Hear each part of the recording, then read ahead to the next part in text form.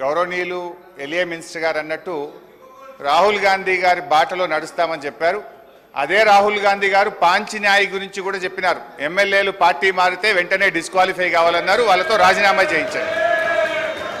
రెండవది అధ్యక్ష, మేము కూడా సబ్జెక్టే మాట్లాడతాం. We will not deviate from the budget.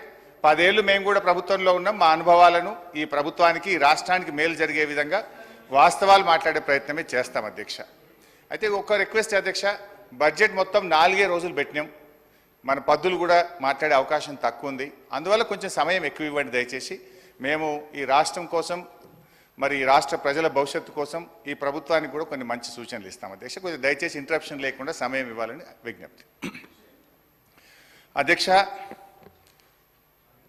the more a government blames others, the more it reveals its own failures and inability.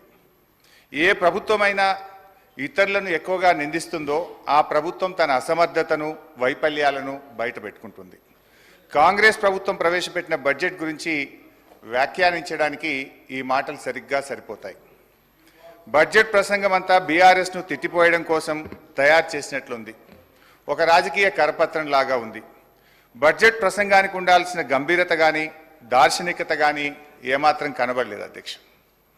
Formulation of policy కన్నా humiliation of opposition మీదనే భట్టి గారు ఎక్కువ దృష్టి పెట్టినట్టుగా కనబడ్డది.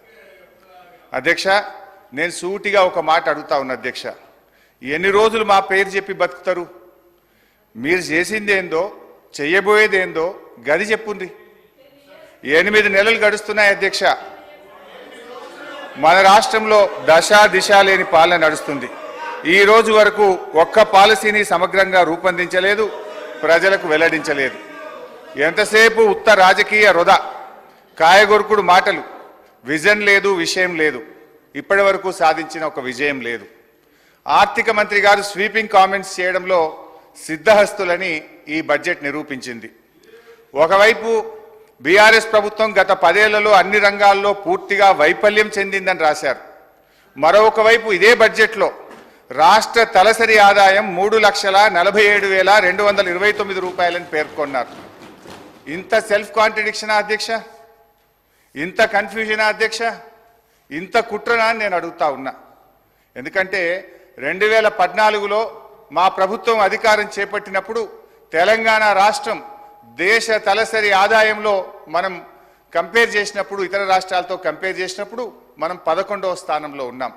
కానీ మా 10 ఏళ్ల పాలన ఫలితం ఈరోజు గోవా, సిక్కిం లాంటి చిన్న రాష్ట్రాలు మినహాయిస్తే తలసరి ఆదాయంలో తెలంగాణ రాష్ట్రం దేశంలోనే నంబర్ 1గా నిలపడం జరిగింది. అధ్యక్ష, నేను అడుగుతా ఉన్న భట్టి గారిని, తలసరి ఆదాయం ఇంత గొప్పగా పెరిగిందంటే 10 ఏళ్ల మా పాలన ఫలితమా, 8 నెలల మీ పరిపాలనలో పెరిగిందా? దయచేసి చెప్పాలని చెప్పి నేను కోరుతా ఉన్నా. ఒకసారి గుండె మీద చేసుకొని చెప్పండి, ఎవరి పరిపాలనలో ఈరోజు దేశంలో తలసరి ఆదాయంలో ఈ రాష్ట్రం మొదటి స్థానంలో నిలబడ్డది? అధ్యక్ష, 4.5 లక్షలు లేని జిఎస్డిపిని 14.5 లక్షల పైకి తీసుకుపోయింది మా బీఆర్ఎస్ పాలననా, మీ 8 నెలల కాంగ్రెస్ పాలననా అని నేను అడుగుతా ఉన్నాను అధ్యక్ష.